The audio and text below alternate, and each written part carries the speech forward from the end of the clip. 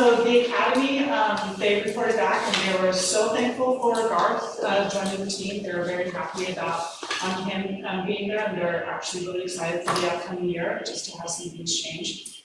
Not that they weren't unhappy before, they clearly stated that to me, that they were just like, it's nice to have somebody designated there. Blodgett, they're thrilled that their kitchen's getting some upgrades. They were so thankful for Garth joining the team. And being there, and they're actually really excited.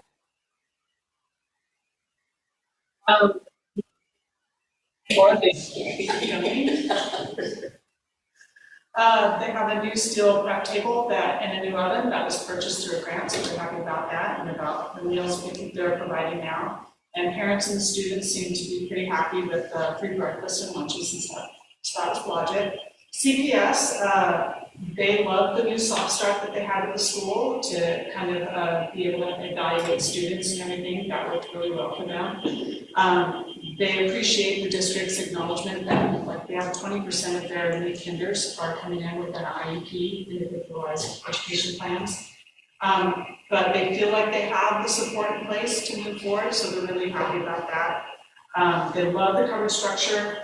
They're still working out some bumps in the arrival and dismissal with the way things are set up, but they're hopeful for that.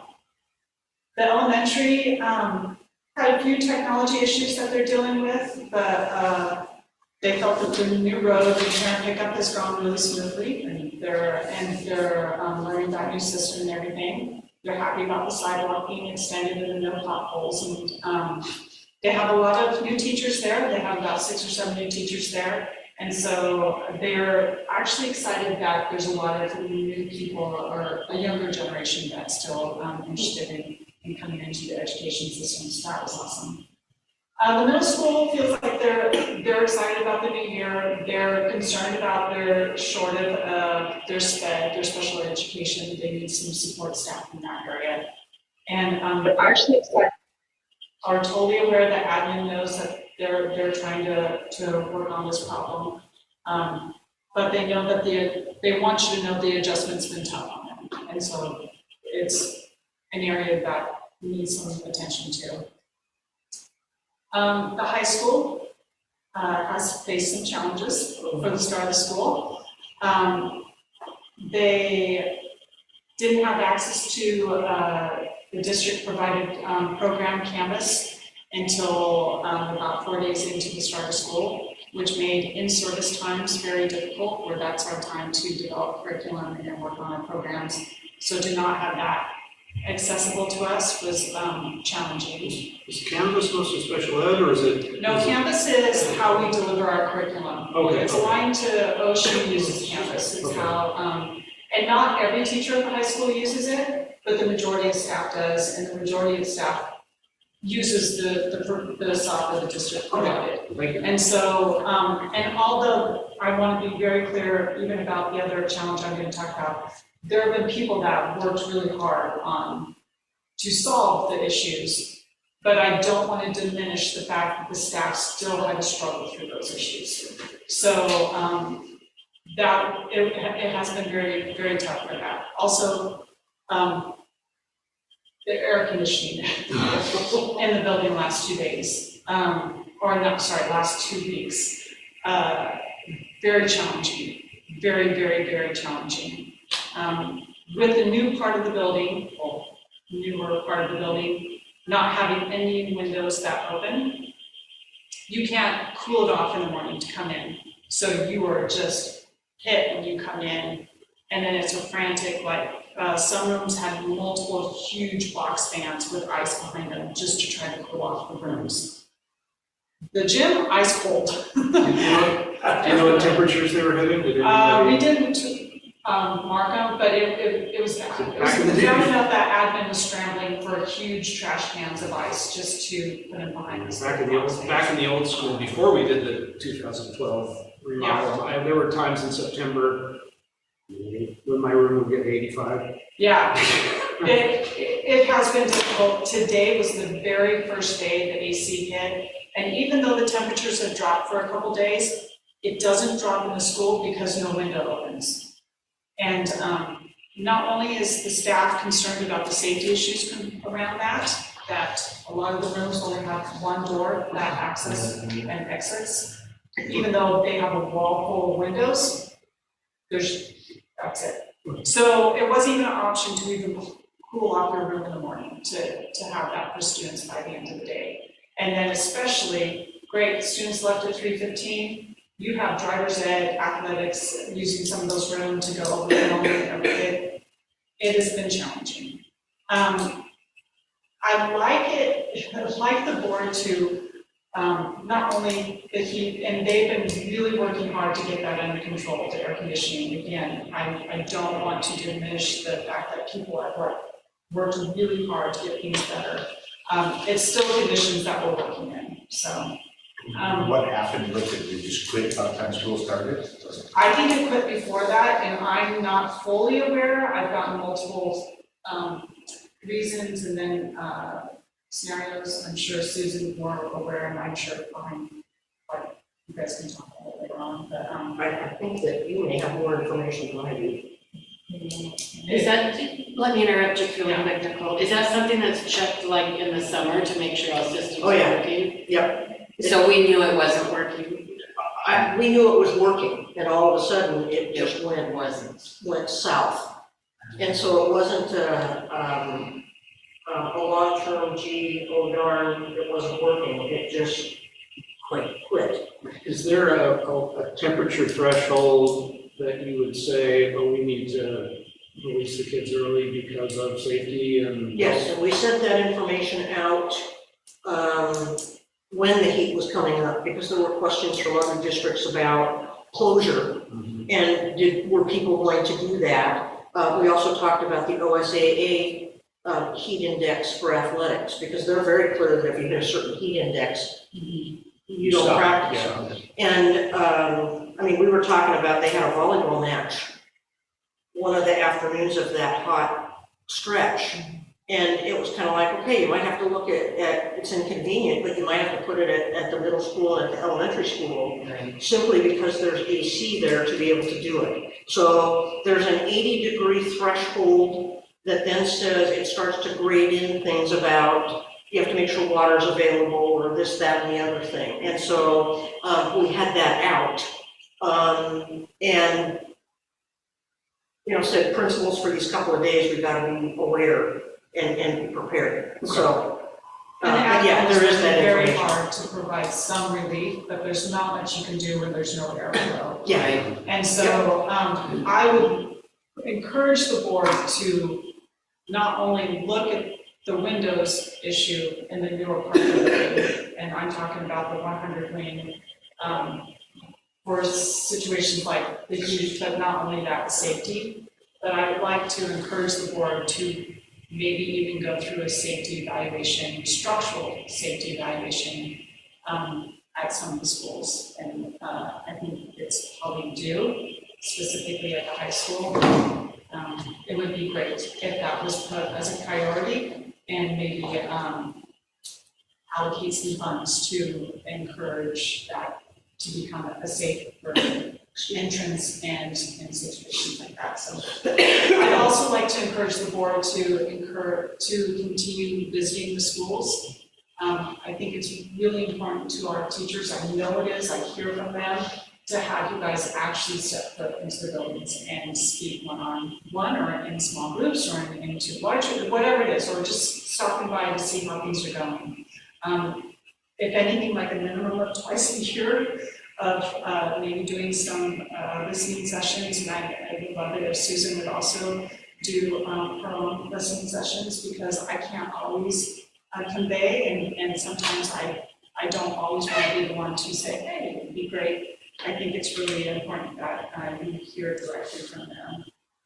We have over 100 members, and I know I have never heard of a single member that would not want you or not welcome you into their classroom or into their area. So please, please, please continue to reach out and When you say that, is that what we did last year when we went to, because I guess when Sandy and I went, especially to high school, it was 2 people, 3 people, but I would encourage it to be and this is just from what was reported back to me from staff, that if maybe Susan had her own listening session, the board had their own listening sessions. It is fine if admin is there, they're good with admin, that they understand.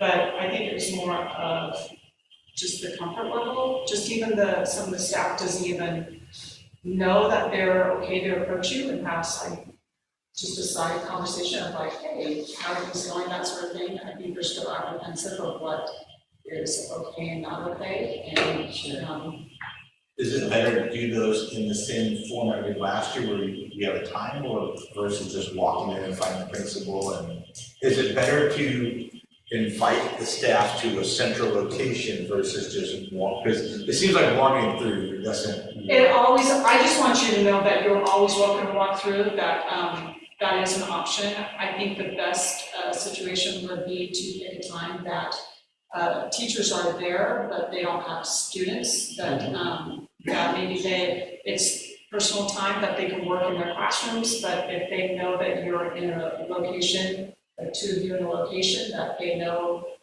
even if the principal or the building admin announced that you guys are there, that you're welcome to stop by and say hi, that would be great too. I don't know if you guys had a chance to go to every building last year, I'm not quite sure. I'm sure you did. We No, didn't go to Quadrant, but we did. No, we didn't. But I'm even, like, encouraging even long-term members and stuff too. Absolutely. As well, I mean, and I like that. I think it's good to keep in touch. You know, I agree. it'd be great. I think that might be a good item to consider adding to our October planning work session. It's there. It's on there, Yeah. right, to just kind of discuss the process and what that looks like. Appreciate it, thank you. Thank you. Nicole, can I ask you one more question? I'm sorry, I'm always the one with questions. You were talking about the difficulty the high school had with the software program, the Canvas thing. Yes. Why was that? Was there a glitch? Was it I what? don't think the high school, and I know Susan can speak probably more to this than I can, I don't believe Philomath was the only school that was impacted by That is this. correct. I think it was a bigger It issue. was a bigger thing. So there was a glitch And so that's somewhere. why Yeah, I'm okay. saying it wasn't the fact that people were not working really Sure, hard sure, behind the sure. scenes, but it was still a challenge that we faced. Yeah, and I was just curious why it was just the high school. We're the only ones that use Canvas. We're Gotcha. aligned to the university, the other schools Okay. will use like Google Classroom. Right, And okay. so it's, Okay. it's a software that was purchased for us during COVID to, Gotcha. by the district and encourage for us to use for our curriculum. Good, thank you. Yeah, it was, we originally thought that it may have been our internal problem about turning on and off switches to be able to make sure the load was happening. But the Okay, farther we got into it, the realization was there were other districts experiencing the same thing. And so it never was, I mean, there are things that we are going to sit down and map out together. Yeah. To be able to make sure those things that you do once a year, that all I have to do is grab my piece of paper and say, okay, I do this once a year. When do I need to make sure this happens? gotcha. And do that. So we're all over that piece of it. But then the bigger version of it was, it didn't really matter what we did, that it was a number of other districts that experienced the same thing. Okay. Which made it no fun for anyone. Anybody, sure. It didn't. All right, thank you. Okay, no more speaking report. So we'll move to the superintendent's report. Okay. First of all, I'd like to share that, and there will be information going out to families tonight about some of the threats that we've heard about in our communities adjacent to us. And I heard at 4:30 this afternoon that the student they were looking for in Sweet Home has been apprehended. Good. So Sweet Home will not have school again tomorrow, but it left a big sigh of relief for a lot of people. So, in the start of school, we had in-service week that the board was a big part of. I echoed the same thing, the hiccup for Philomath High School with the learning management tool of Canvas. And it was all about the way things were rostered.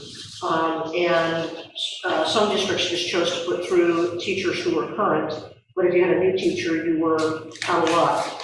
And so everybody's been working on it, but we've got some things that we need to make sure are in place, because that was really a recognized snafu in the middle of everything.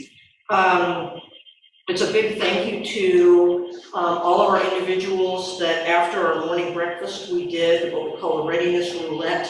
We had 4 different groups that people rotated in 20 or 25-minute sessions, and got to hear from 4 different groups in the course of the day. The idea to do that was also to put it in a place where we didn't have to do these things after school on our professional learning Fridays or other days of the week. So it's like, let's do it at this point in time and provide some of that difference there.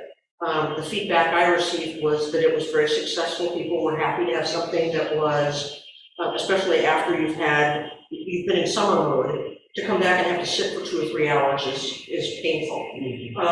To go through 4 different sessions is kind of painful too, but at least you get a chance to get up and move and hear some different things. Also, a thank you to each of you for hosting the barbecue. That got good feedback and good press too. Also, a thank you from the Philomp Academy, because the Philomp Academy were the giftees of the leftover hot dogs and hot dog buns. And so they had a hot dog feed earlier this week in the Philomp Academy. So And it was enough for them.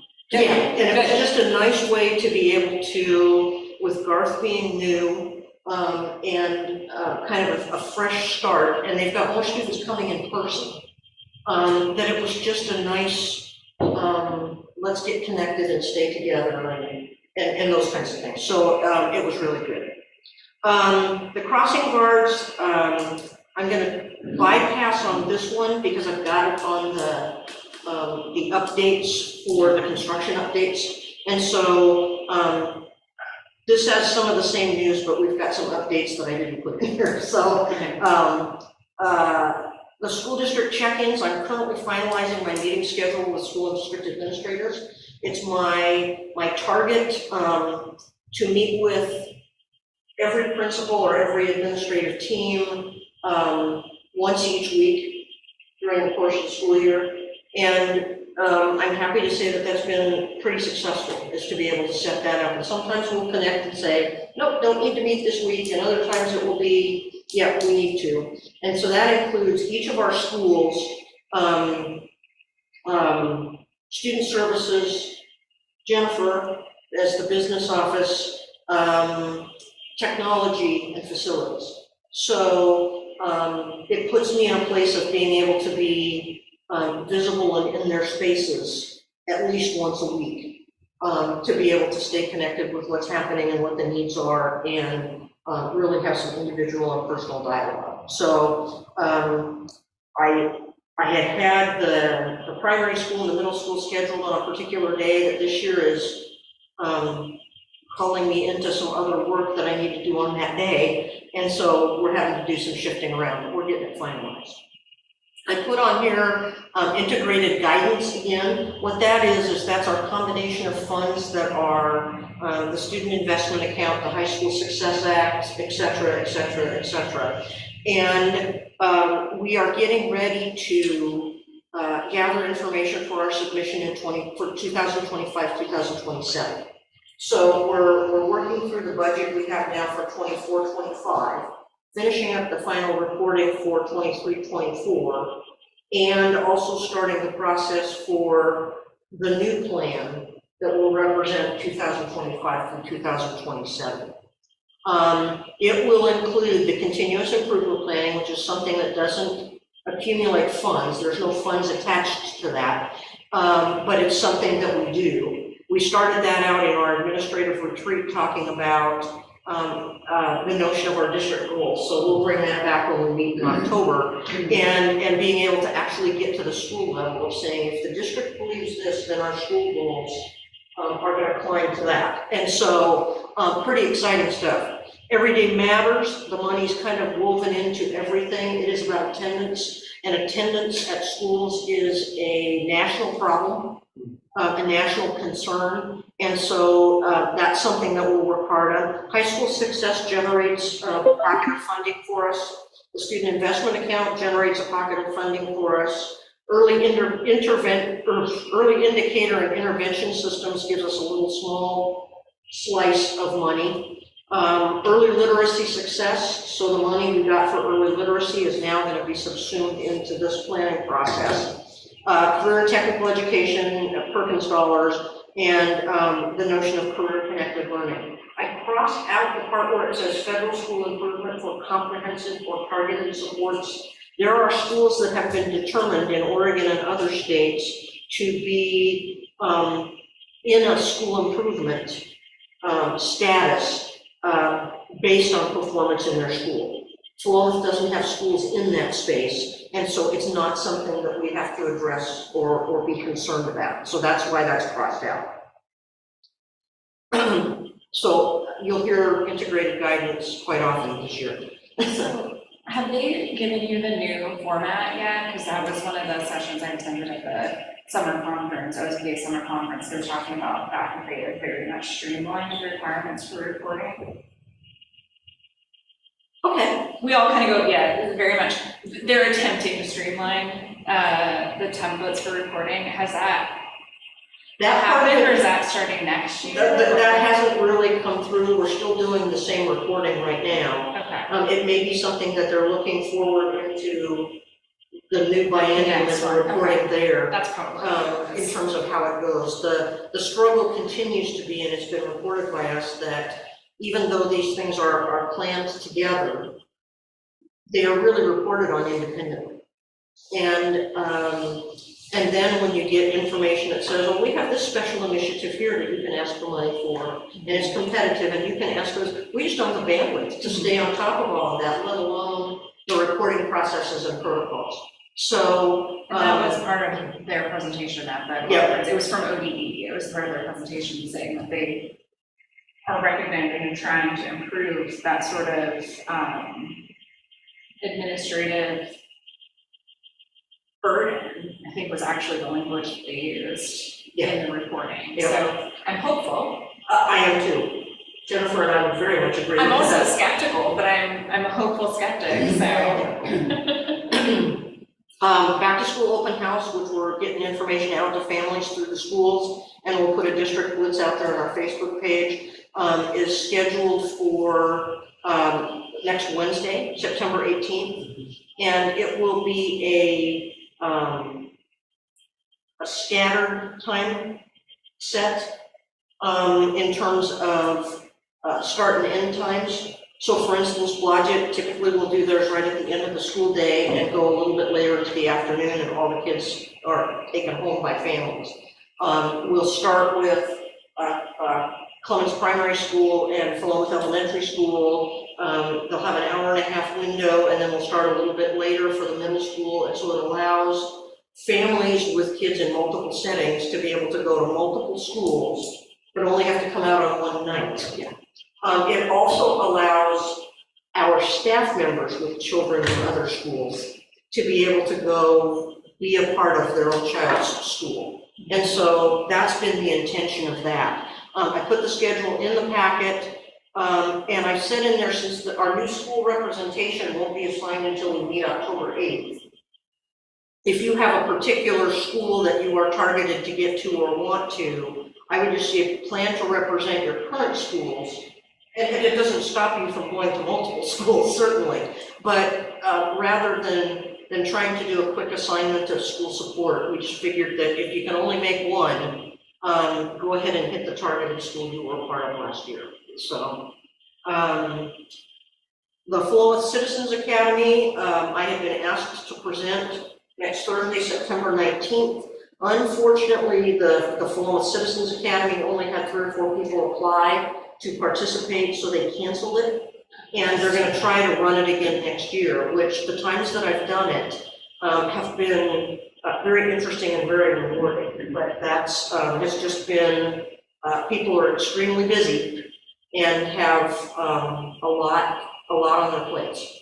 And so that's where that one's at. And of course, I always put dates to remember on there that include typically our home athletic contests, but it has our work session, it has back to school open house and some different things like that.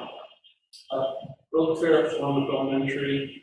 Yes, Have they, I remember the whole thing we had talked about last year, the whole fact that Scholastic is, iffy something. How are they doing it this year? they're still using Scholastic this year. And between Parent Club and the elementary and primary, they're saying, what do we want to do? And the struggle with that is Scholastic is a good provider. There are a number of our teachers that will send home Scholastic order forms to families to order throughout the course of the year if they want to for their kids. Okay. So there are some links to Scholastic that have more tentacles to break than just saying no to that as the book fair. Okay. So that's why they decided to stay with that for this year. Are there any provisions for scholarships or for kids that can't afford their own books? I am not sure. I think that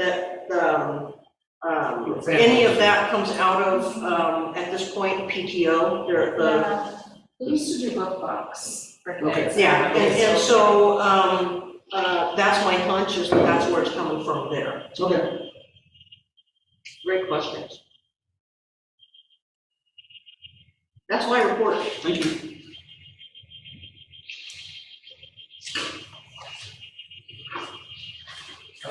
Financial report. Jeffrey. I put 2 new reports in the board packet, and if you have any questions, I'd be willing to answer them. I just wanted to kind of change things up a little bit, maybe make things a little more transparent on some of the reports. I took this one, the blue and green one, and a few other ones, and passed them all around the office and asked which ones felt like represented the best for knowledge, and everybody picked this one. So that's the one that you're seeing. If you have questions about what it means, it's just going to compare the last 3 years to date at each revenue expenditure report. And then the cash flow report that I did, it's estimated projections throughout the year of where our cash flow is going to be. Just want to be transparent in that when there's been some other districts that have really had some issues with that in the last few years. Just so we know that we're going to stay positive. So that's always a good thing all throughout the year. One thing we're going to have to watch this coming up for this fall is our enrollment is a little bit lower than what we sent to the state for estimates. So our state school funding that we're getting right now is based on a little bit higher enrollment than we have.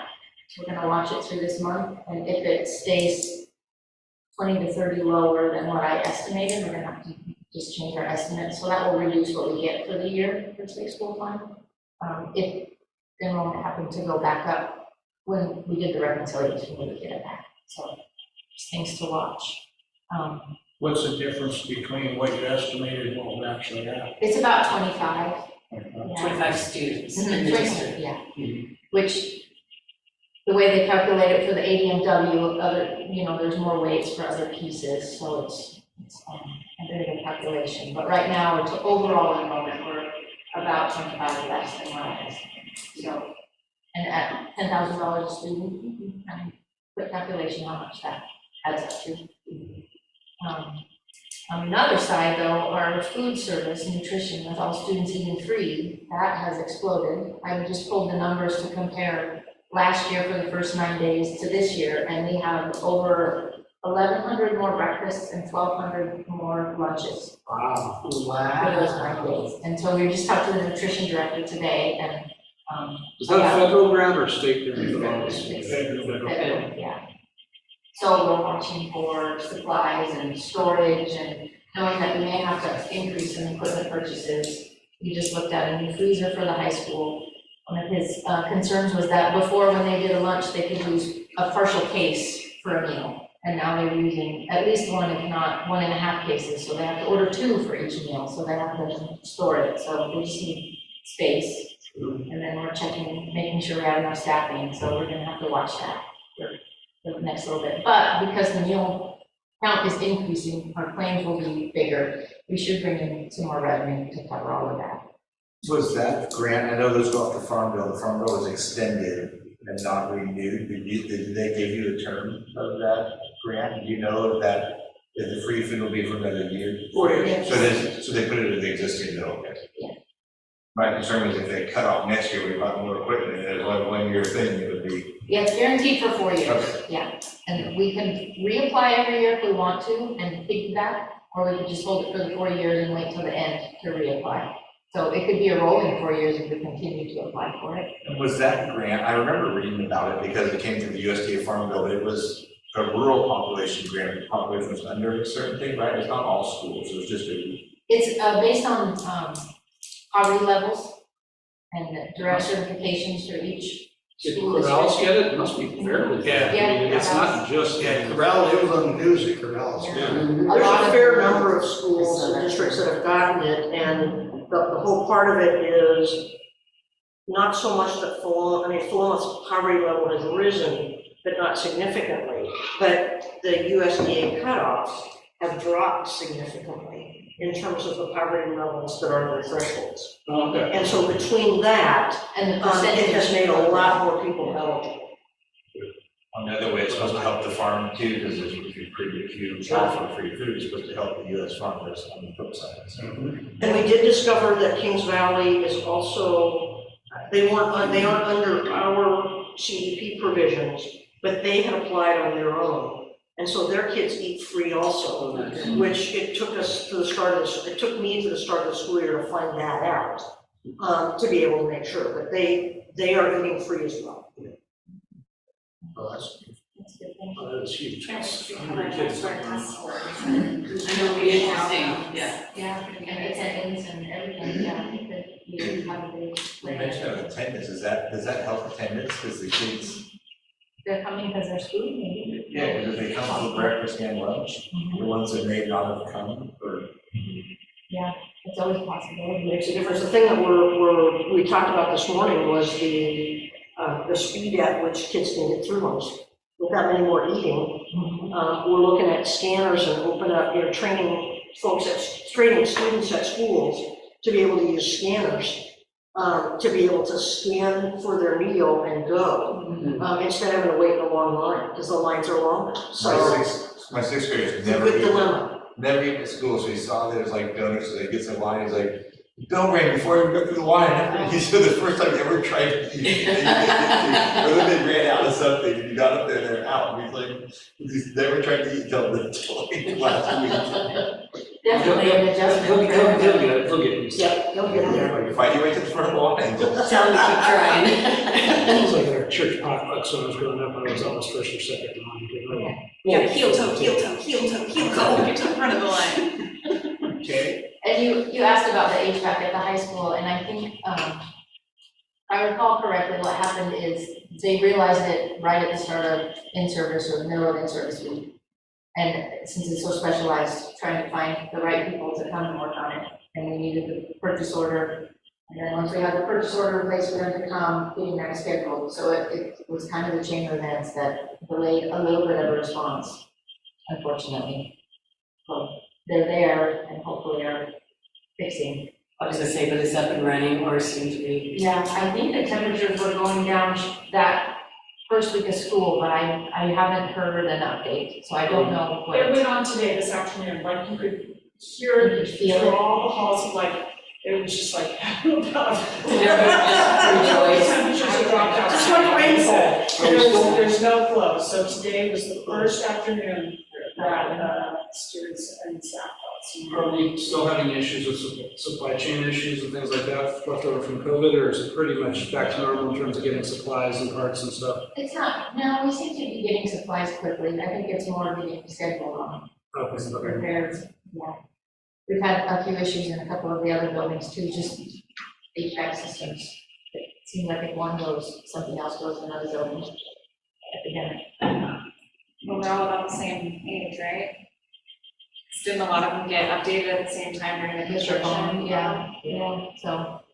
Out of curiosity, do you remember what the timeline is before we can apply for that special state funding to, I know it's primarily for seismic review, but wasn't it also for building safety, HVAC? Those, the TAP grants Yeah. that we got, Those are pretty specialized, and they're only for assessments, but they open up every year, and there's usually a 4 or 5 year cycle. Okay. So I don't know where we're at in all of the cycles off the top of my head. I feel like it was before I joined the board, so we might be eligible for that then, possibly. Okay. Construction update. And what I'd like to do if with your approval is to kind of roll construction update forward the crossing guard status too. I don't know if I'll post it yet. That's fine. I gave you that sheet, and I purposely did not finish it until today because we met with the city on Tuesday. And so I knew it wasn't going to be ready for the packet. The first part that I put on there was the Clemens Primary School play shed. And just to let you know that the district, we officially received a certificate of completion. The climbing wall was being sited today, and so it should be all in place by the end of this week. And they have a grand opening scheduled for which you each got invitations for Friday morning, October 4th, beginning at 8:30, where they're going to do a are we glad we have this kind of thing. So kids are thrilled, adults are thrilled. It's been nice to see it come to fruition. Where is the climbing wall? What kind of climbing wall? Is it like something that you can gate off or fence off when there's no supervision? Yeah, they've got it set up to be able to take care of the safety part of it and store pieces that they need to. It's more of a play structure kind of thing than it is a wall, but they're piecing it together, and they've got storage shed to be able to make sure that there isn't the risk of harm on the way out. Yeah, I love them, but I also realize that there's definitely got some liability issues if it goes too high, if it's unsupervised, it's a. Yeah, no, perfect questions. A little bit off topic, but what happened to the pedal car track at the primary school? I know when we were there, we sponsored the cars, they auctioned it, sold the car because the products weren't reliable. Did they ever replace them with something? They've replaced them with bike trike that are a little bit more sturdy and Easier for the kids to pedal. easier for the kids to So pedal. they're still using the. So they're track. still using the track, very definitely. So, the 17th and Cedar bypass,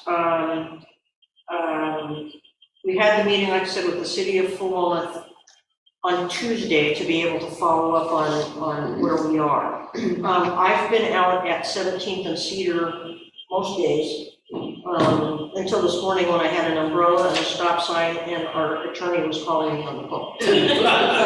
That was a bit much, but it was a good meeting. We have the grand reopening of the city scheduled for this Friday, tomorrow at 3 o'clock. We're gonna congregate out here on the grass in that area.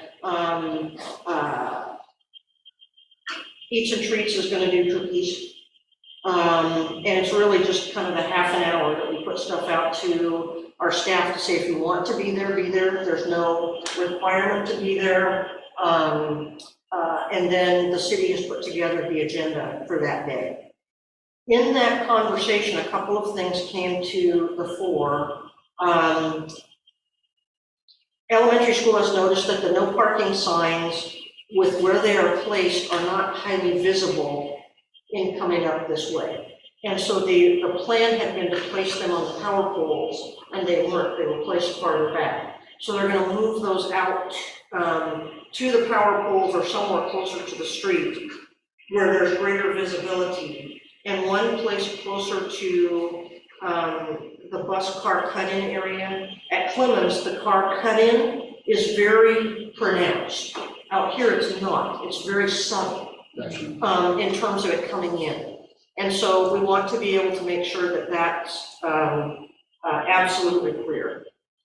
Sure. Question. Yeah. Before you go on. Moving the no parking signs to the power poles, has somebody got a hold of the power company? Yep. To make sure that's okay? Yep, that was the thing that they were talking about, was being able to, as the city was talking about, if they can't relocate them to the power poles, they will move them, Okay. but they'll move the whole pole. Well, we were recently, they did drive by, we had to move all our fences and things away from power poles, because they have to have a completely clear pole to run their belts up and down in case of emergency. So I'm sure if somebody talked to, is it City Power, they would decline the Okay. power poles. And that's fine, I mean, if that's what we need to do, the idea was if we can't place them on the power poles, we will place them somewhere where they're much more visible than they currently are. And so the city agreed to that part of it. Great question. So, but they haven't actually got a hold of the power company yet? That I didn't get the information about.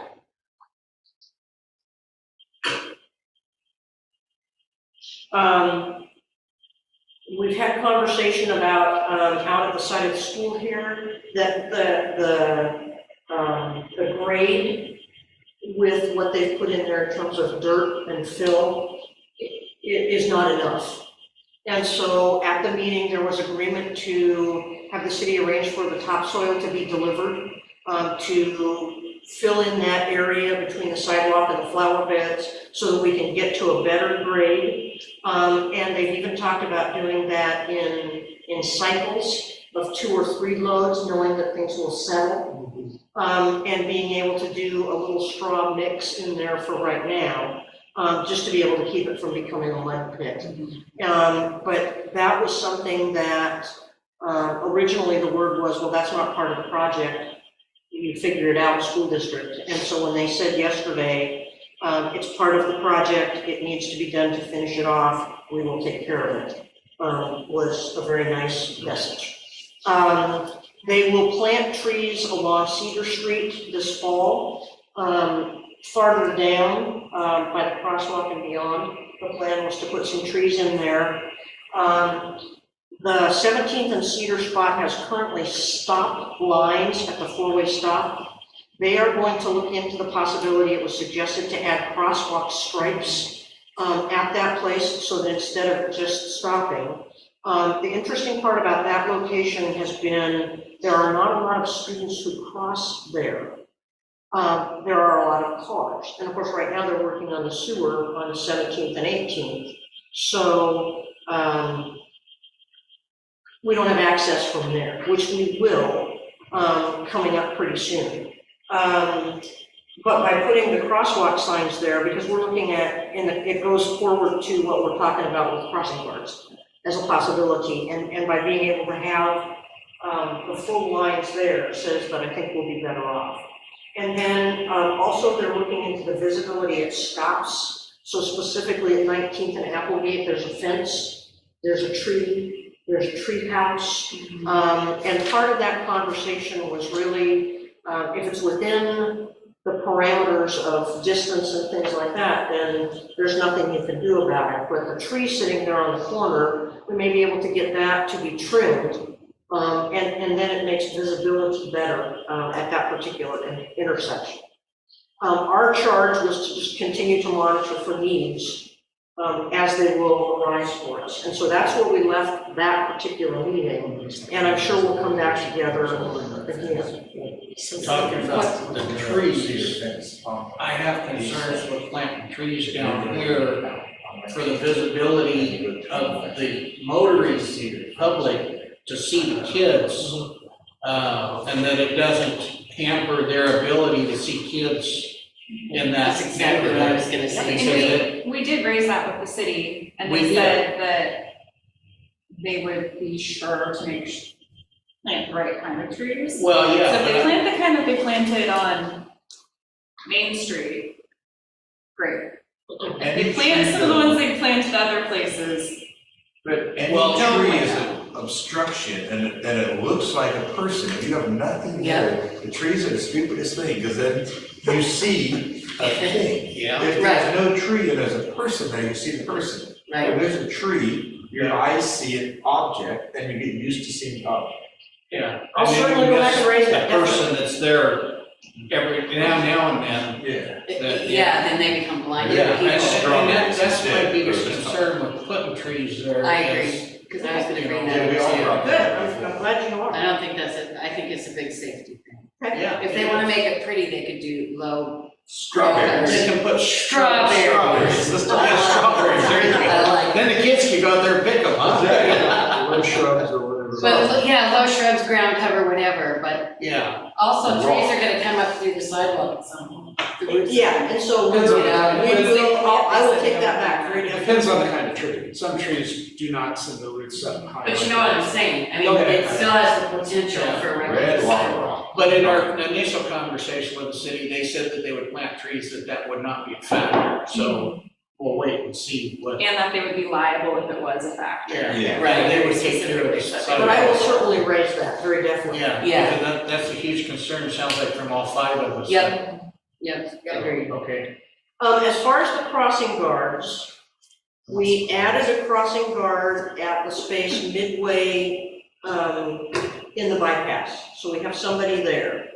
Our crossing guards that we had ahead of that, we have the one at 19th and Applegate, at 16th and Applegate, 17th and Main, Those three have always had, right? and then the 16th and Cedar Bypass. Those first three we've had, and so we added the one. I've been hanging out, like I said, at 17th and Cedar.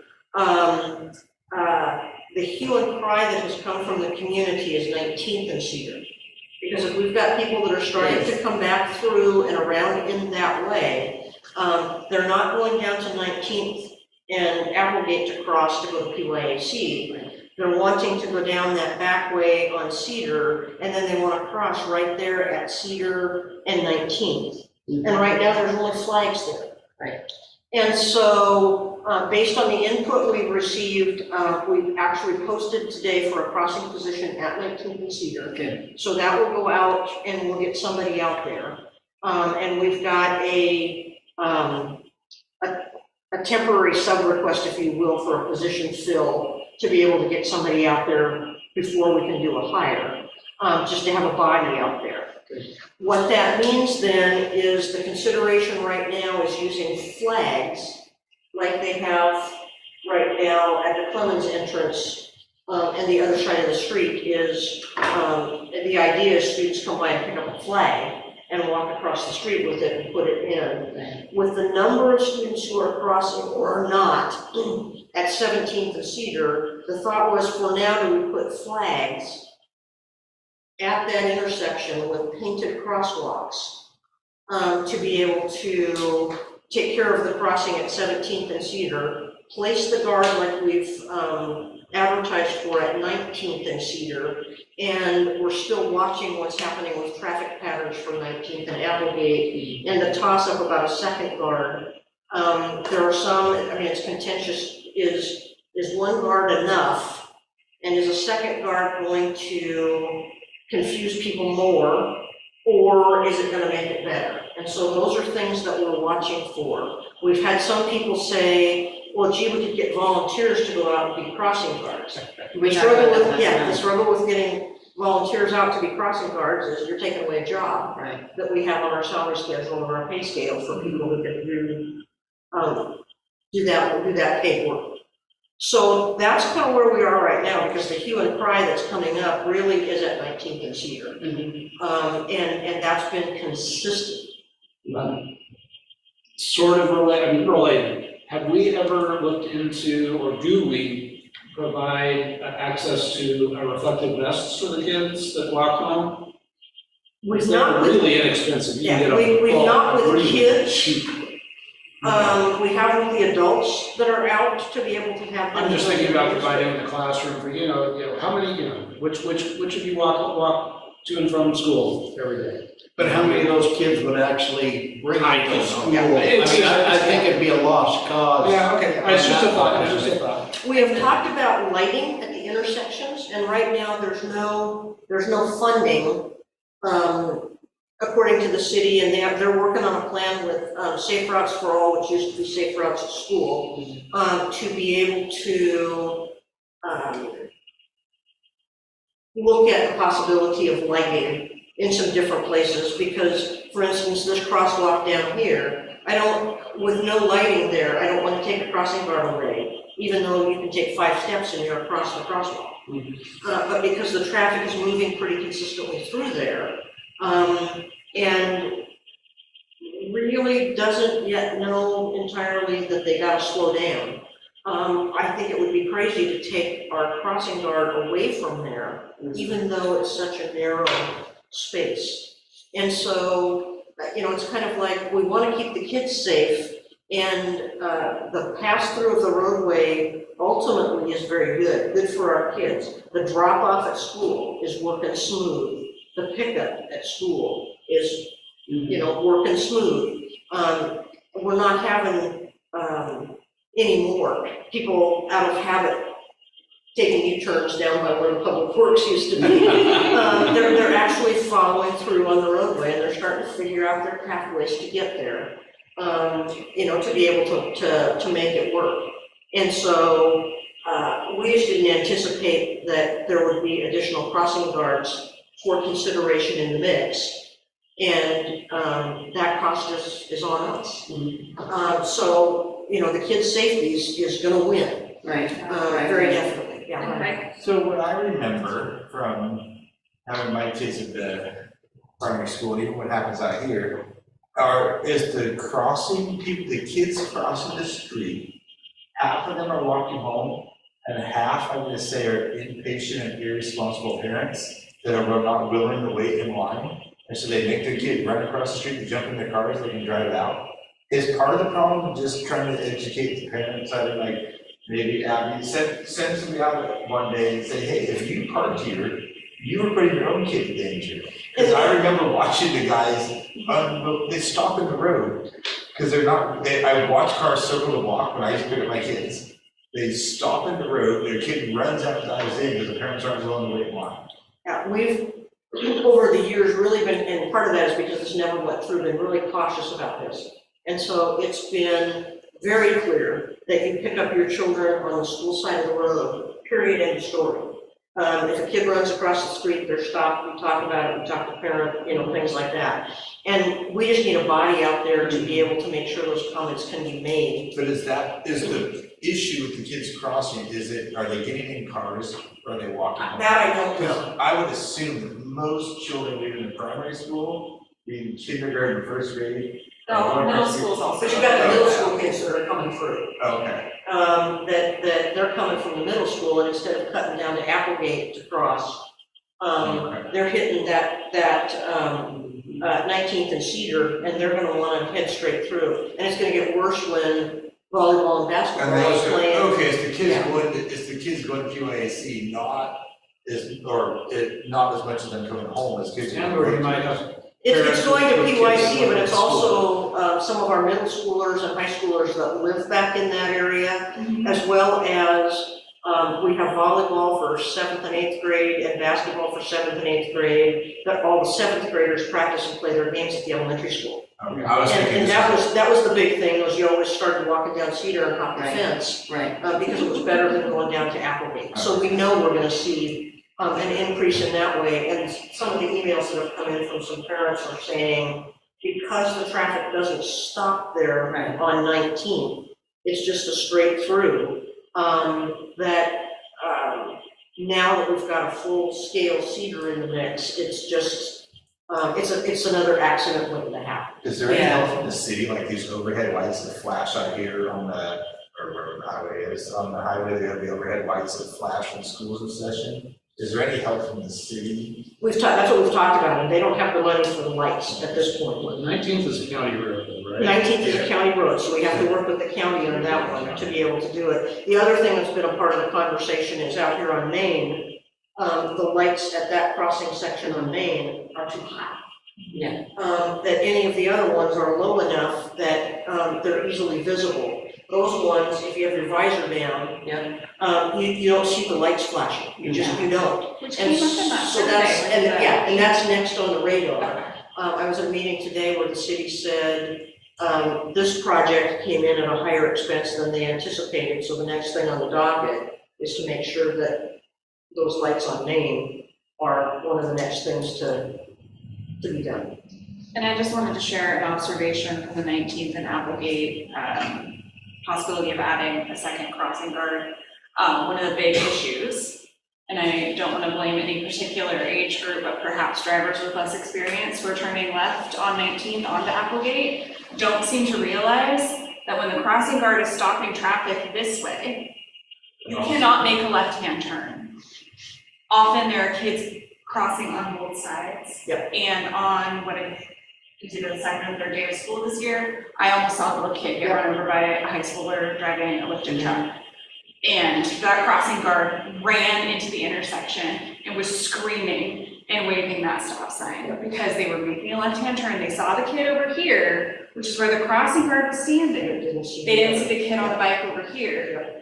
And that's why I've always been a big proponent to having 2 crossing guards out there, even though it's an expense, because there's so many kids crossing. Right, and we're looking at, the expense, it's an issue, but the safety comes first. The confusion has the question has always been, is a second person out there more confusing to everybody, or is it less confusing? Well, So that's kind of what we're trying to get answered right now. It wouldn't be confusing if they work in tandem Right. They both cross together, at the same if they time. both Yeah, are doing the same thing, but when you get one that's trying to do something and another one thinking that, well, they're gonna do something else, Yeah. they both have to be on the same page Yeah, I all Used to the be 2 time. crossing guards out here, long I don't ago, know. when my kids were quite small. I feel like they had 2 that worked in tandem I at don't this know. intersection over here.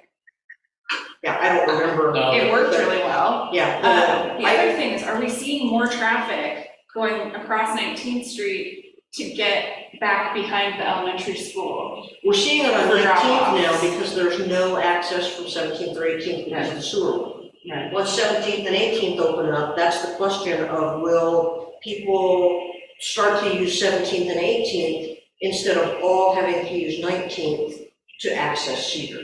So that's another piece of the puzzle that, Can't even get through if you're, because of the couplet and the one direction to get over to 17th and 18th, to go back behind. So I think we're still gonna be seeing most of that traffic going down 19th even after the construction's over, because they have to go past 19th and Applegate to turn down to get to behind. Well, So I'm just, yeah. yeah, now that it's, people aren't coming this way. and it all depends on what side you're coming from, to be able to make the access. Just my personal opinion, but I think it'd be money well spent if we got the second crossing guard at 19th and Applegate.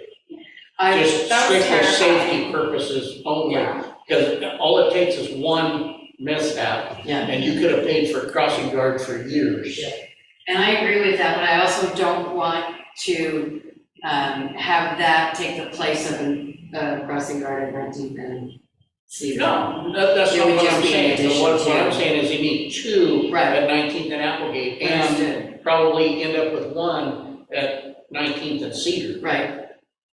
Yeah. Yeah, If nothing I- else, we won't have to pay for like extreme counseling for our Oh, crossing yeah, guard, it's- who had like, I know her entire life and probably multiple generations on either side of her flashed before her eyes in that moment also, like the terror on her face. So Yeah. it's just It's one of those scary. things that we've got to be able to pay attention to and do what we need to. And then it is trying something a little bit different with 17th and Cedar. Mhm. And if we see that bubble up again, then we'll deal with it. We had, on the first couple of days, there was a concern about the traffic coming through.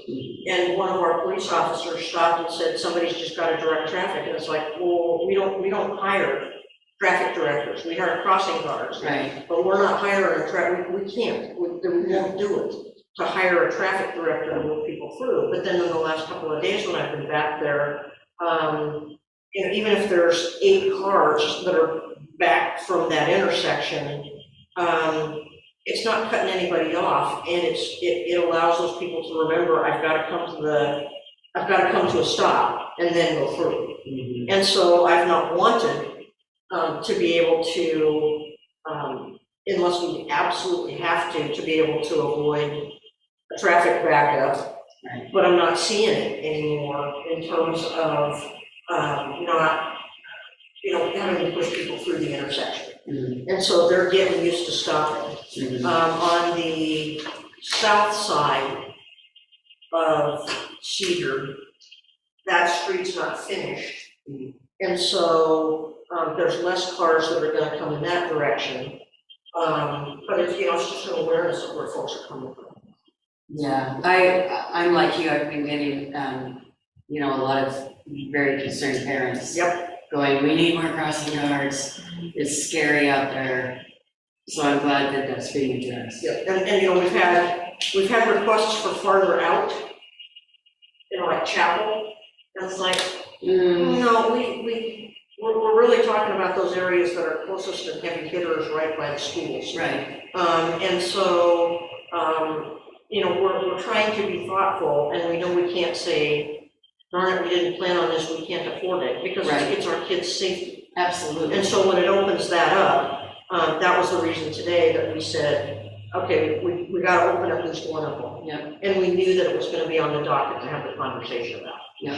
Good, thank you. Thank you for the input, I really appreciate it a lot.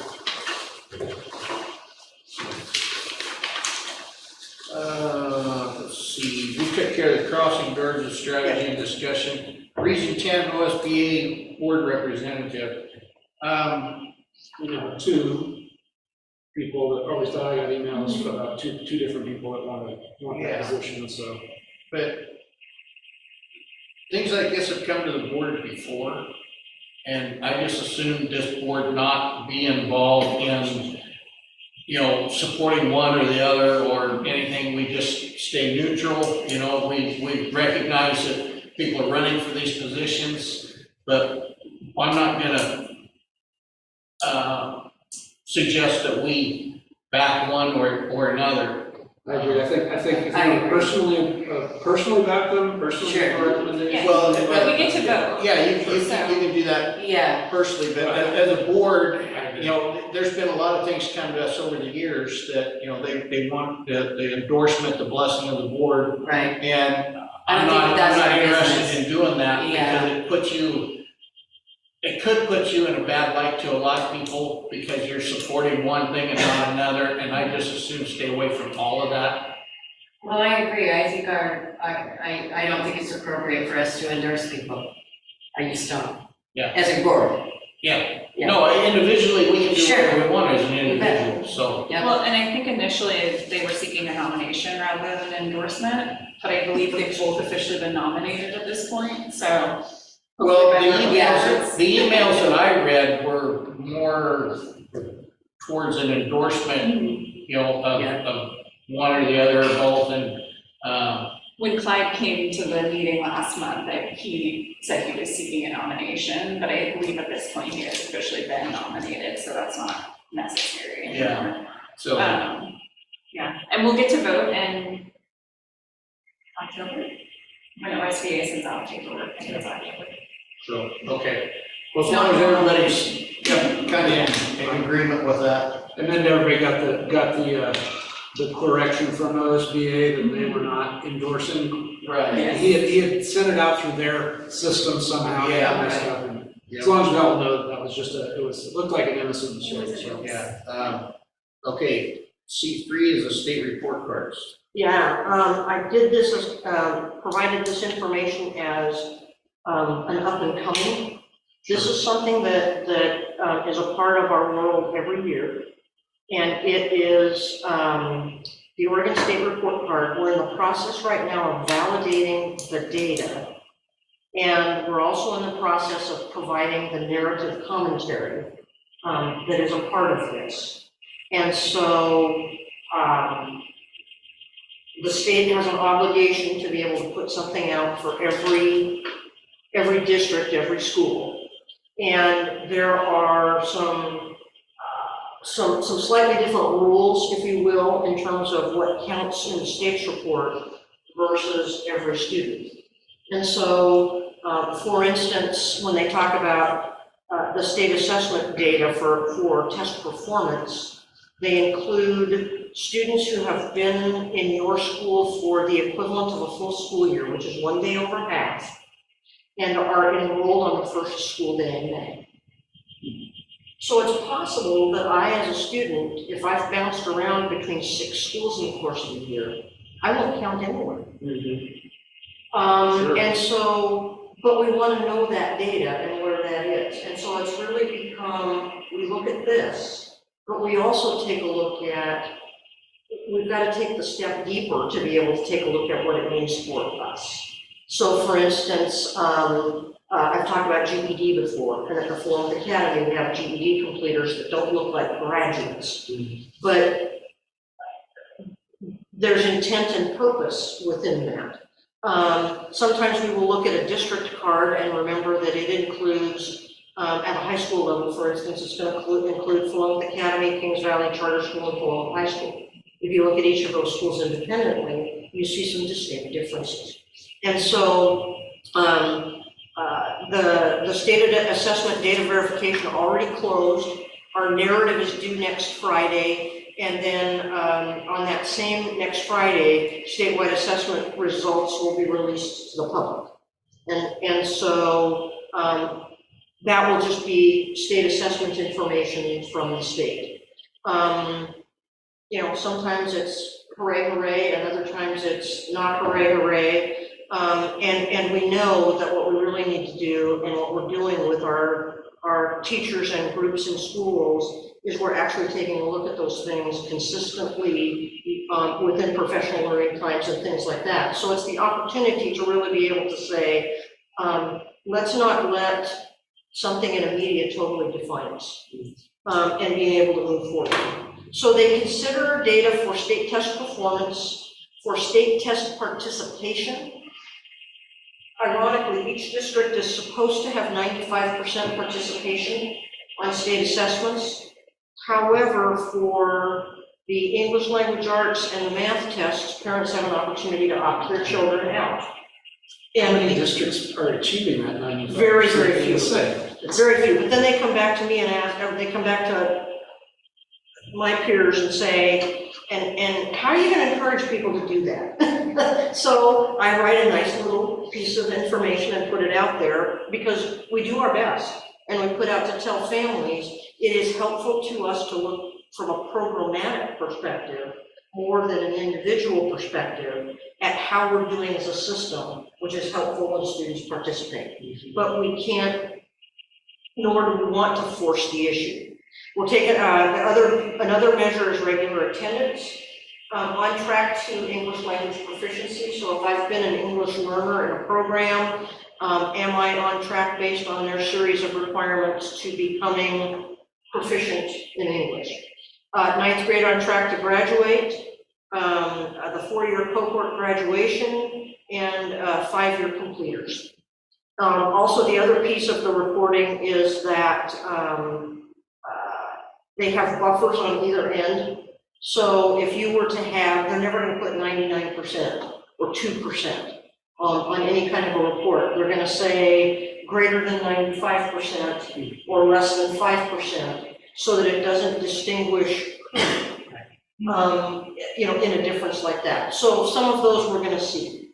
Our narrative data is all schools have to write about school goals. All schools write about a safe and welcoming environment. Bullying, harassment, and safety policies are a part of elementary and middle. Extracurricular activities are all schools. Parent engagement is only at the middle school. Community engagement is at the elementary and middle schools. Parent and community engagement is at the high school. So they're the same kind of ideas, but just some subtle nuances. Advanced coursework at the high school only, and career and technical education at the high school only.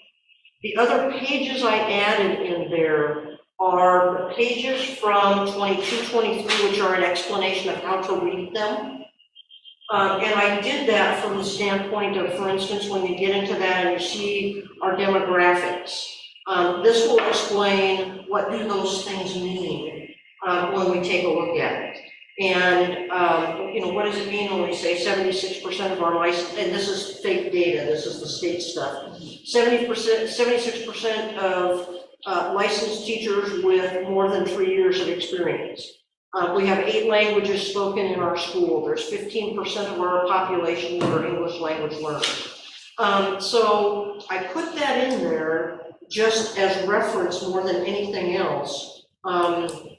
If you're looking at it and being able to say, what in the world does that say?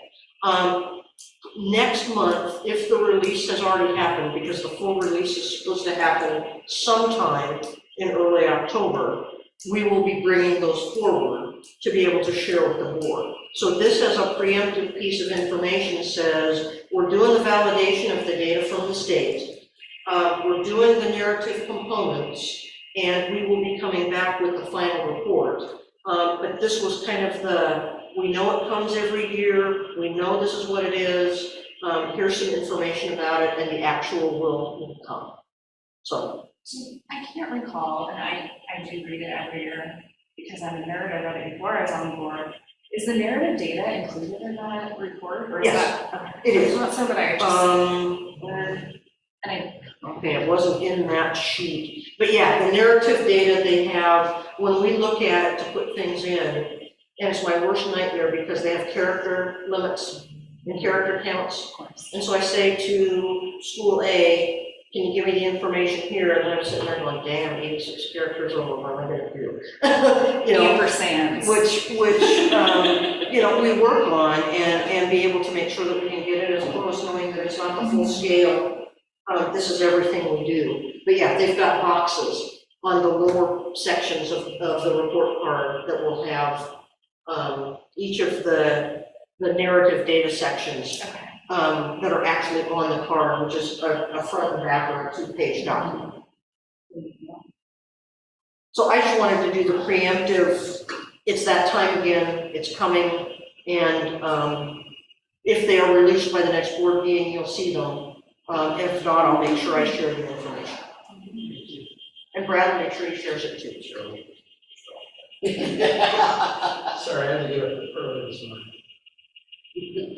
This can change it, yeah, I know. Okay. Moving on, G, discussion action items, a student representative to the boards.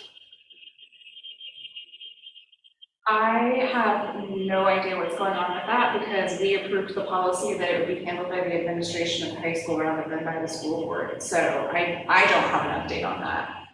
I don't know if the high school knows that we passed a policy saying that it was being handled by the administration at the high school. So hopefully we can get someone on board, and if not, before our next meeting, then maybe we could request that the ASB president just sits in until we do have someone, so that we don't lose that important connection. I believe, would that make it Reagan again? Is Reagan the ASB president this year? No? Okay. I believe. Co-president? Yeah. Okay. Did she say who it was in her, she emailed us. And so, I don't remember if she mentioned that. Yeah, it wasn't about. I don't think she did it. It was just a thing, so, Yeah. Okay, inter-district transfer slot. It's an ad. One of the places where we had closed was the Falmouth Academy. And Garth wanted to open up one additional slot at the junior level at the Falmouth Academy.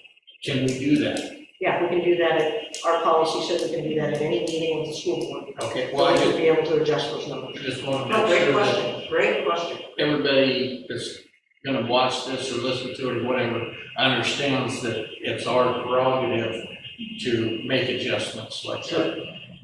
And we've got room for that additional student. Yeah, Okay. yeah, I mean, we've been I should say watching, room and resources. we've been watching the enrollment all the way through.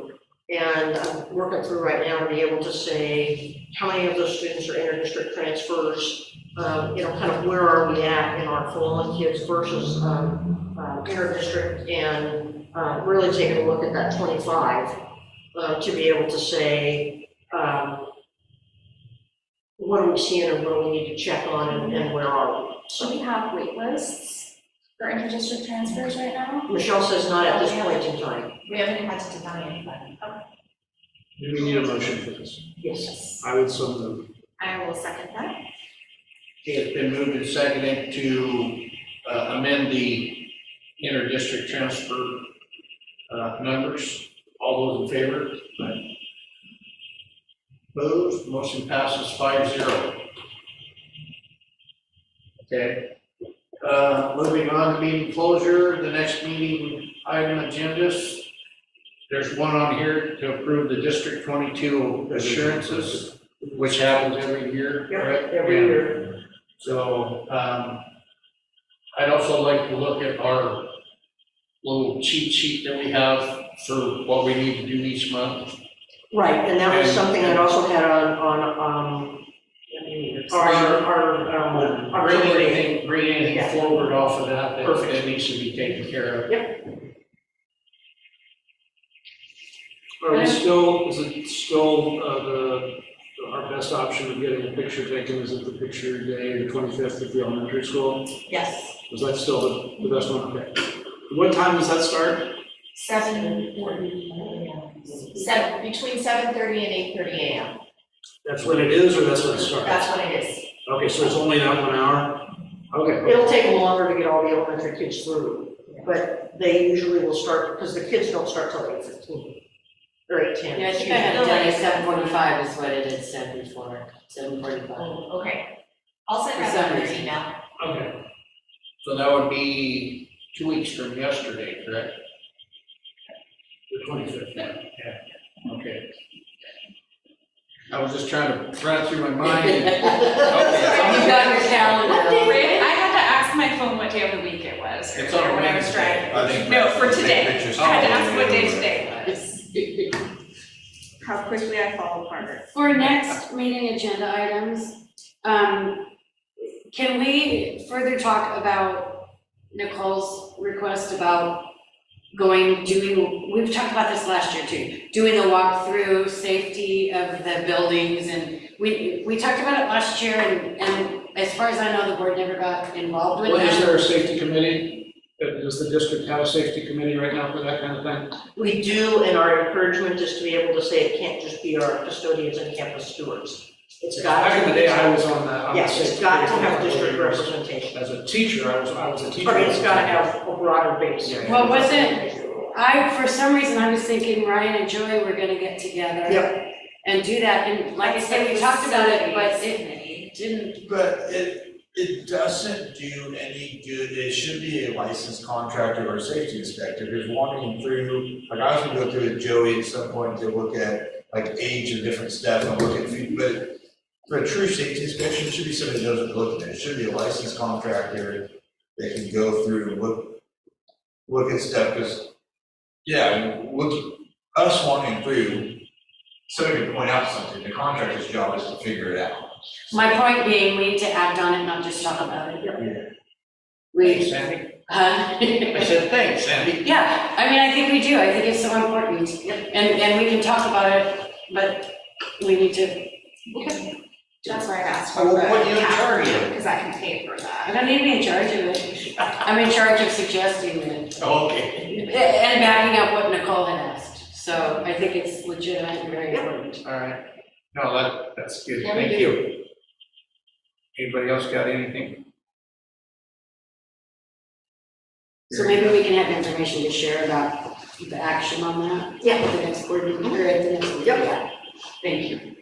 And I think we could also discuss it at the work session on the. Absolutely, that's fine. If we're talking about safety, it would be an appropriate time to. Sure. Well, I was just thinking since I we're missed doing it that. an open Oh, session, that we should bring it back to open session. the safety work session is It is open. open session. You know what I mean? I'm. But I'm just thinking we I'm there. can kick off the conversation about Sure, the absolutely. safety work Yes. session. Absolutely.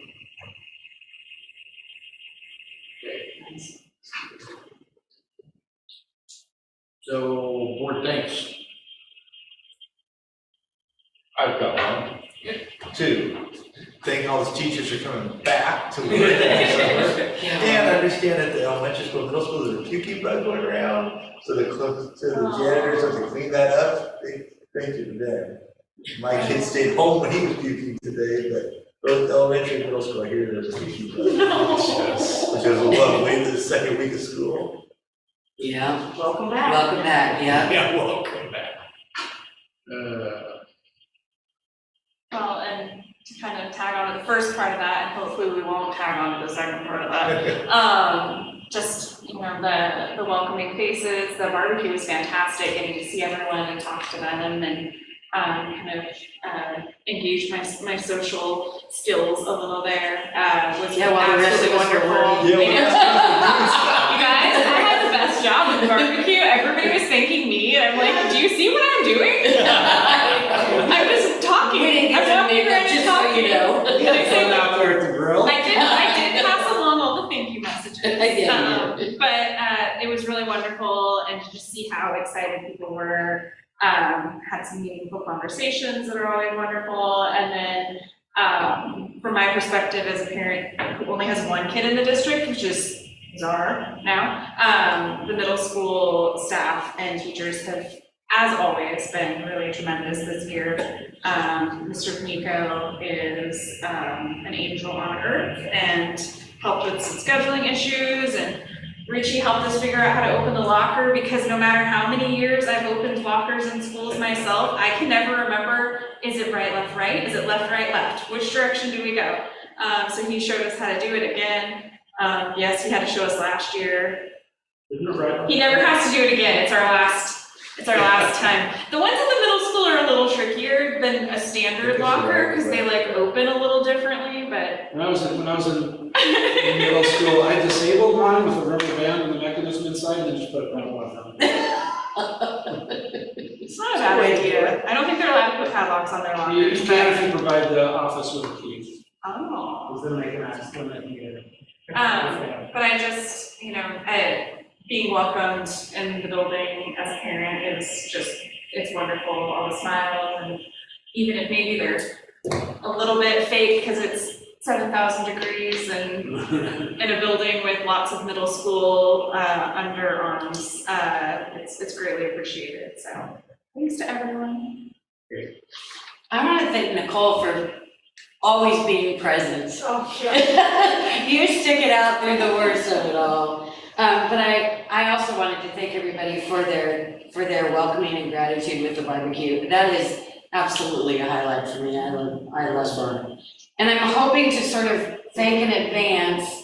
We talked last year and it didn't quite come to fruition, but I want to thank the administrators or teachers that might start coming to the school board meetings, like we talked about. Yeah, we're starting, we're Because- getting there. Yeah, I just think that would be great to have them here, and I want to thank them for what they're going to be doing. I want And to thank thank, you for making cookies.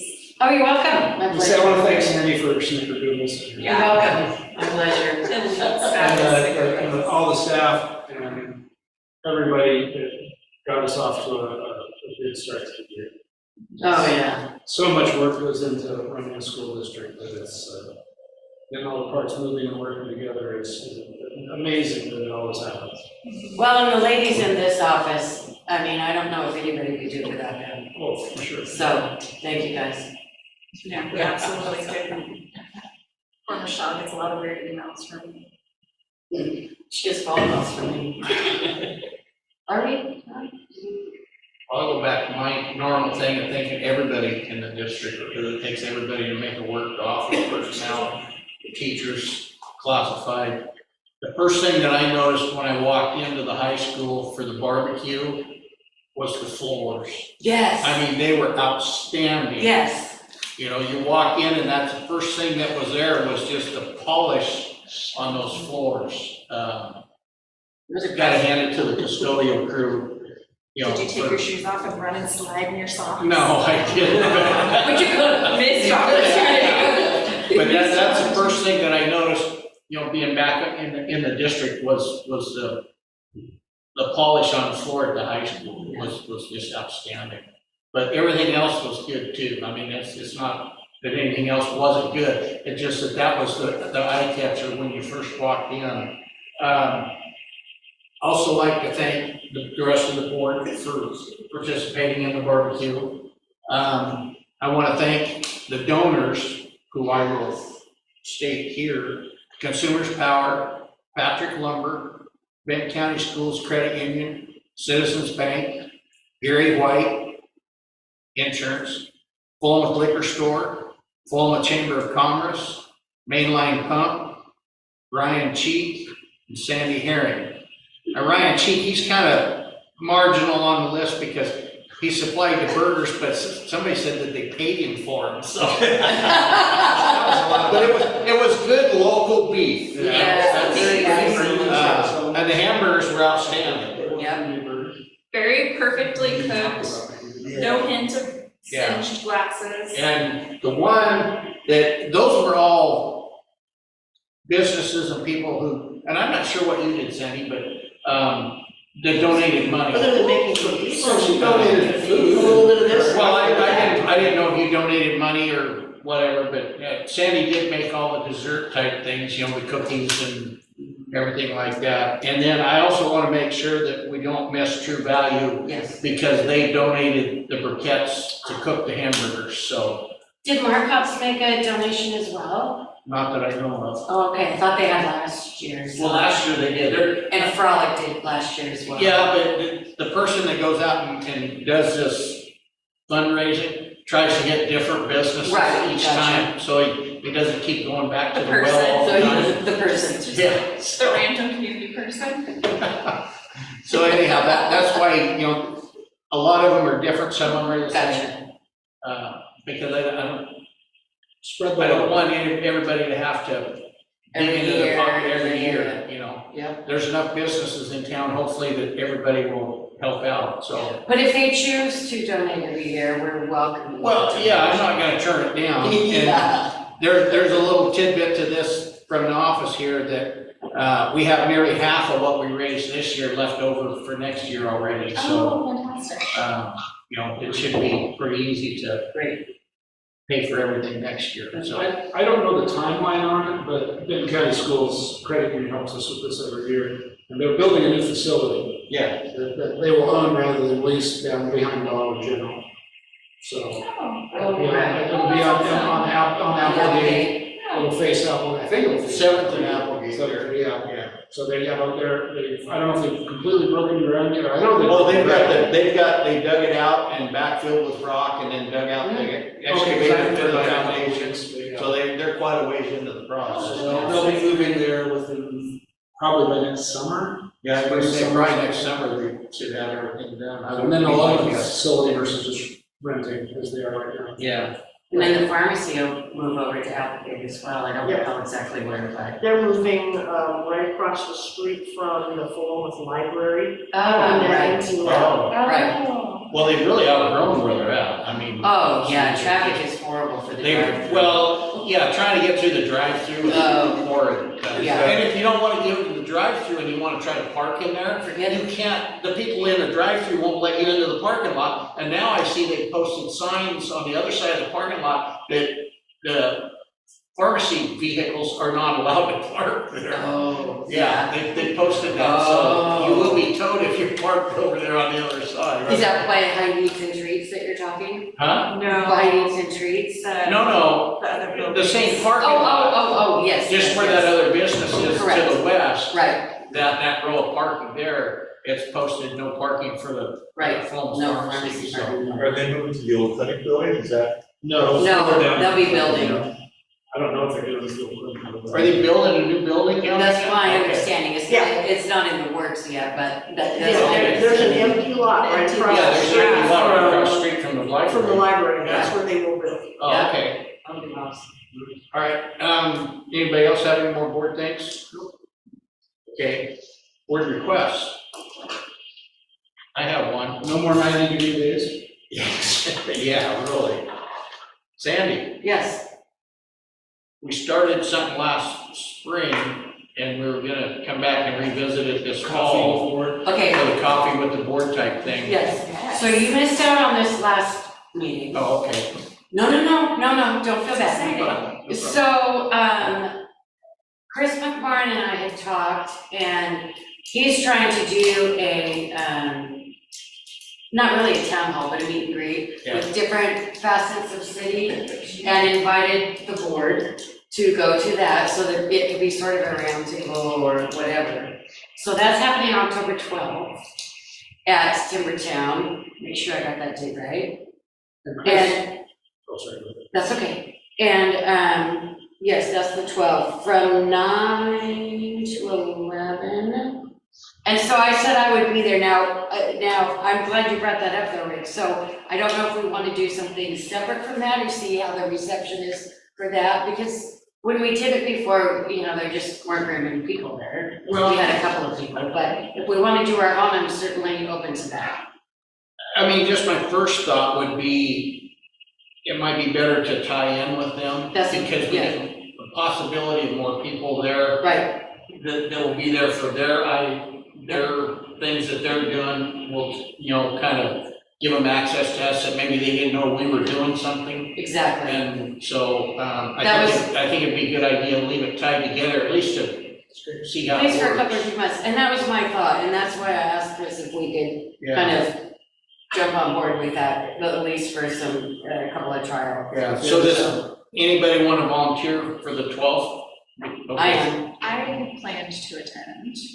I can't, so. Double check. And if anybody is not aware, Chris and Warren is running for mayor. Right. Chaz Jones was running for mayor, but has since dropped out. Oh. And has put his support behind Chris. So Chris is essentially, Chaz's name will appear on the ballot because he dropped out too late, but he is supporting Chris. And so I think essentially Chris is unopposed. Okay. I mean, it's a volunteer position, it's not a paid position. Right. But I don't think there's anybody else running.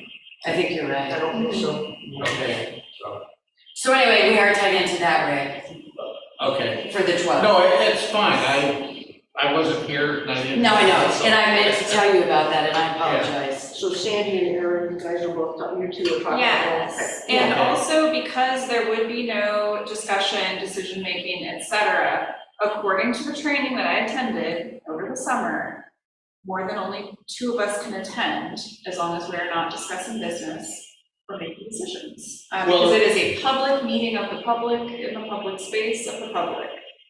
It was strange for me to learn that, because it's always been my understanding if you have more than 2, Right. that it's a no-no, but because it's considered a social gathering where business is not being discussed. If we find business is being discussed, that changes things. Well, that's where you gotta be careful, because if people come to talk about school business, then business is being discussed. You've got 3 people there as a quorum, so I would feel more comfortable in that type of situation, just to have 2 only. Just to totally eliminate the possibility of having a quorum when somebody brings something up that would be considered, district business. I do believe the city's noticing it as a public city meeting. Yes, they are. You said that they were. Okay, well, So we that's, could potentially, if we find we wanted to have more board members attending them, we could also notice it. yeah, but don't you have to record it and all that kind of stuff too? They're doing that because the city is holding it as an official public Yeah. meeting, so it'll be recorded. It would be like a combination or a joint meeting. Okay. I don't know that I'll it would leave- have to be I'll leave posted. that to you because you know more of the rules than I I do. don't think I can make it Saturday anyway, so. Well, I know I can't, we'll discuss that here in a minute, so. But I can, That'd be great. Yeah, Timbertown. I'm always up for coffee. One last thing, it's not requesting it, I'm just curious, we talked about strategic planning and we decided that you're gonna look at other options versus the one that we had from. From Studer. Yeah, so is that something that the work session, is that so you got any more information? That'll come back to us, on the 8th of October when we get together.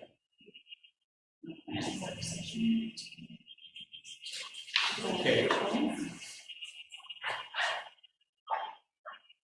Anybody else got anything? No? Okay, I'm gonna talk just for a minute on our safety work session next Tuesday, 17th. Gonna kind of defer to Susan, because the way that I feel the board is there to kind of listen to the ideas from the people who are gonna be actually doing the work, Susan, the administrators, whoever is there.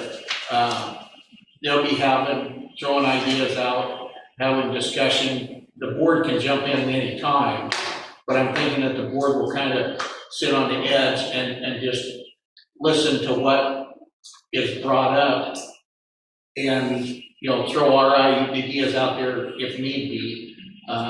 And Susan's gonna come with a list of things. We talked a little earlier this week about, how it was kind of work, and I felt that would be the best way is for her to present and the administrators to present or, discuss, and the board to discuss, when appropriate. That way then it gets the people that are on the front line with their ideas on how things should work. And I believe is Loma PD gonna be there? Or did you get a That's, chance to I'm ask? inviting, but Gursky's been out, Okay, and so, he's supposed to get back in touch with me on Monday, so my hope is, that he will be able to be there. okay. Do we want to extend an invitation to Jeff Van Arsdale, Sheriff? We could. You know, it's possible that they'd be closer than Philomath sometimes, you know, because they've got deputies in here, and I would hate to exclude someone like that might be a good resource. Well, we have schools in our district that aren't in the city limits, so that does make Yeah, sense. that's fine by me. No, but I mean, I'll just put this out there. I like the guy. You know, so I think he's a good guy, and I think he does a good job, so. What about Plymouth Fire? Yeah, Yeah, they're in the. Philomath Fire and Philomath PD are, I think she extended Yeah. invitations to both of them. Yeah. Where is that meeting? Is it here? Will it be in here, in this room? Okay. I wasn't sure how big it was gonna be. So, okay, that takes care of the meeting on the 17th. Then we have another meeting coming up the 8th of October. What's the time on that? 6 p.m. Is it 6 p.m.? Okay. 6 o'clock. Okay, yeah, all right, yeah. I won't be able to be here. I go up to Portland on the 7th for a procedure that's gonna knock me out for probably 30 days. So, Aaron, you're up. I will try to Zoom in on the meeting in October, the regular board meeting on the 10th. So that, And if you can't, we record them. well, I know, yeah, but I should be home by then and, you know, recuperating at home. But I'm on a strict limit for the first 2 weeks that I can do nothing. I can't even drive.